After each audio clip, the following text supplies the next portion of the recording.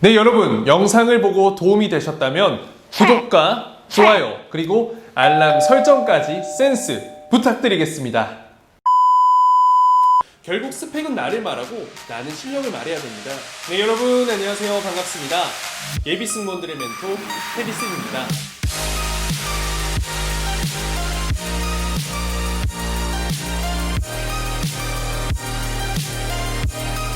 네, 여러분 우선 오늘 제주항공 실무 합격자 발표가 났습니다. 합격자 수가 다른 곳보다 정말 많은 것도 참 뿌듯하기도 하지만 일단 제가 가장 행복한 포인트가 있습니다. 저희 스튜디오 테디 학생들은 3개월마다 한 번씩 컨테스트를 열게 됩니다.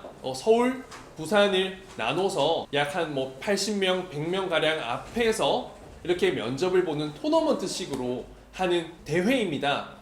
거기서 1등, 2등, 3등 이렇게 뽑는데 서울 1등, 부산 1등이 각각 이번에 아시아나 제주항공에 실무 합격을 했습니다. 그래서 역시나 이외에도 다른 지원자들이 굉장히 준비가 잘 되어 있던 지원자들이 대부분이었고 컨테스트 1등은 물론이고 2등 그리고 또 제 학생들 중에 좀 오래전부터 수업을 했던 1, 2기 학생들이 굉장히 많이 합격을 한 편입니다. 그래서 여러분들 어찌됐든 이제 지금 기회를 놓친 분들은 뭐 해야 될까요? 결국에는 다음 채용이 있을 때까지 준비를 해야겠죠.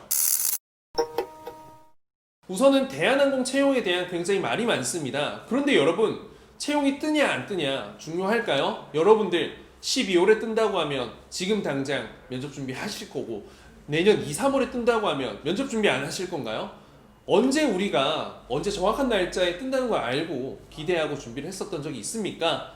여러분들 그냥 지금 항상 준비를 해두는 게 저는 가장 중요하고 결국에는 이 승리의 기회를 맛볼 수 있는 그 확률을 높일 수 있는 바로 여러분들이 될 수 있다 생각합니다. 그래서 여러분들이 지금 뭐 해야 될까요? 바로 할 수 있는 것들을 하나하나 찾아서 해야겠죠. 그래서 자기 개발에 대한 이야기를 조금 해드리려고 합니다.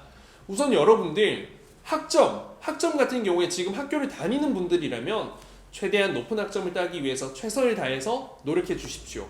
결국에는 최종으로 가면 갈수록 이 학점에 대한 신뢰도가 굉장히 커집니다. 학점이 2점대에서 너무 낮다라고 하면 다른 부분에 분명한 강점이 있어야 됩니다. 외국어든 경력사항이든 혹은 수상 내역이든 봉사활동이든 이런 본인을 어필할 수 있는 또 다른 상쇄할 만한 강점이 있어야 된다는 점을 꼭 말씀드리고 싶습니다. 그리고 제2 외국어에 대한 이야기가 굉장히 많습니다. 우선 첫 번째로 영어는 기본이죠. 여자 기준 토익 750 이상 최소고요. 그리고 남자 기준 토익 850 이상 그리고 남자는 토스 7 여자는 토스 6 이걸 보통 기본으로 좀 세팅을 하는 세팅가입니다.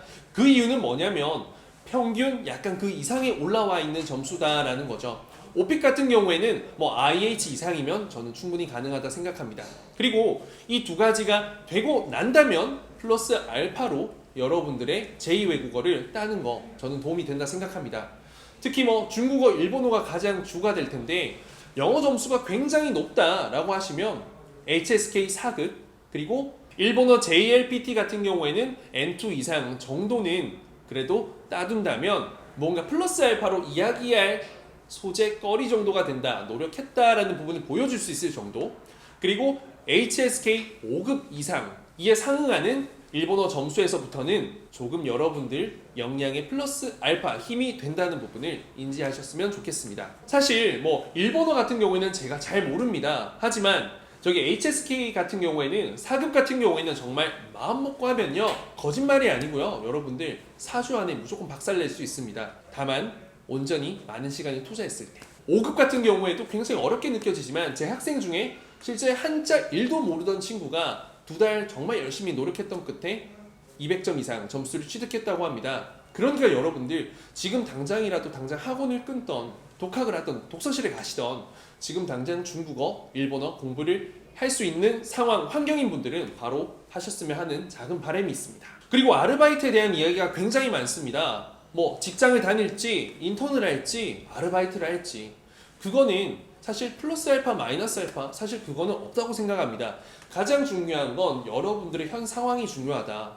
스펙을 더 이상 만들 필요가 없다. 면접 준비가 다 되어 있다. 그러면 저는 인턴이나 실제 사회생활 등 하루 종일 시간이 걸리더라도 하루 종일 직장에서 일하더라도 저는 도움이 될 거라 생각합니다. 반면에 스펙이나 이렇게 올려야 되는 부분이 정말 많다라고 하면 상대적으로 시간 유동성이 있는 이런 아르바이트를 해서 여러분들 플러스 알파 채워 나가셔야죠. 그래서 꼭 직장에 다녔다, 인턴을 했다 해서 큰 플러스 알파보다는 여러분들이 면접 준비를 위해서 어떠한 활용을 하실 건지 여러분들 환경, 여러분들 입장, 기준에 맞추는 게 가장 중요하지 않을까 싶습니다. 그리고 봉사활동 같은 경우에 뜬금없이 갑자기 일일 봉사활동 힘이 있을까요? 없습니다.